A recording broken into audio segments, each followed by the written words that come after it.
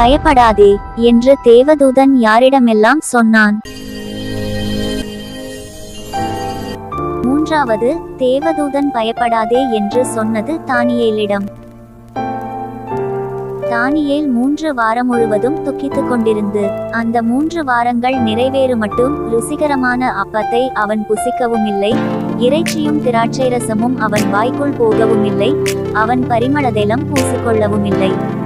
1ஆம் மாதம் 24ஆம் தேதியிலே தானியேல் இதெக்கேல் என்னும் பெரிய ஆற்றங்கரையில் இருந்து அவன் கண்களை ஏறெடுக்கையில் சணல் வஸ்திரந்தரித்து தமது அறையில் ஊப்பாசின் தங்கக்கச்சையை கட்டிக்கொண்டிருக்கிற ஒரு புருஷனை தரிசனத்தில் கண்டான். அவருடைய சரீரம் படிகப்பச்சையைப் போலவும் அவருடைய முகம் மின்னலின் பிரகாசத்தைப் போலவும் அவருடைய கண்கள் எரிகிற தீபங்களைப் போலவும் அவருடைய புயங்களும் அவருடைய கால்களும் துலக்கப்பட்ட வெண்கல நிறத்தைப் போலவும் அவருடைய வார்த்தைகளின் சத்தம் ஜனக்கூட்டத்தின் ஆரவாரத்தைப் போலவும் இருந்தது. தானியேல் தனித்து விடப்பட்டு அந்த பெரிய தரிசனத்தை கண்டான். அவன் பெலனெல்லாம் போயிற்று, அவன் திடனற்று போனான். தானியேல் அவருடைய வார்த்தைகளின் சத்தத்தை கேட்டான். அவருடைய வார்த்தைகளின் சத்தத்தை அவன் கேட்கும்போது முகங்கவிழ்ந்து தரையிலே முகங்குப்புற விழுந்து கிடந்தான். அப்போது ஒருவன் கை தானியேலை தொட்டு அவன் முழங்கால்களையும் உள்ளங்கைகளையும் பிடித்து தூக்கி வைத்தது. அவன் தானியேலை நோக்கி, பிரியமான புருஷனாகிய தானியேலே, நான் இப்போது உன்னிடத்திற்கு அனுப்பப்பட்டு வந்தேன். ஆதலால் நான் உனக்கு சொல்லும் வார்த்தைகளின் பேரில் நீ கவனமாயிருந்து கால் ஊன்றி நில் என்றான். இந்த வார்த்தையை அவன் தானியேலிடத்தில் சொல்லுகையில் நடுக்கத்தோடே எழுந்து நின்றான்.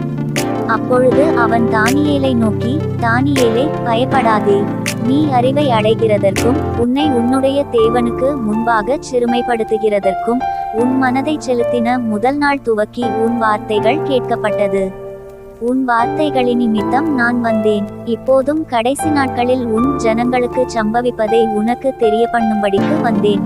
இந்த தரிசனம் நிறைவேற இன்னும் நாள் செல்லும் என்றான்.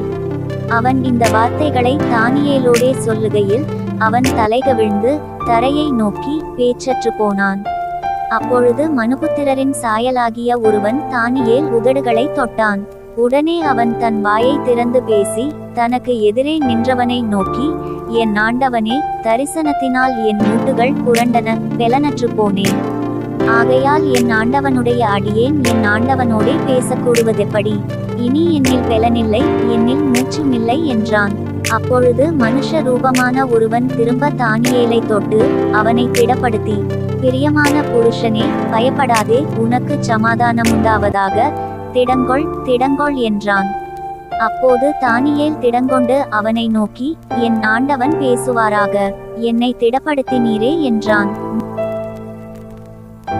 தானியேலிடம் 2 முறை பயப்படாதே என்று சொல்லப்படுகிறது. தேவதூதன் என்று குறிப்பிடப்படாமல் முதலில் ஒருவன் என்றும் இரண்டாவது மனுஷ்ரூபமான ஒருவன் என்றும் குறிப்பிடப்படுகிறது.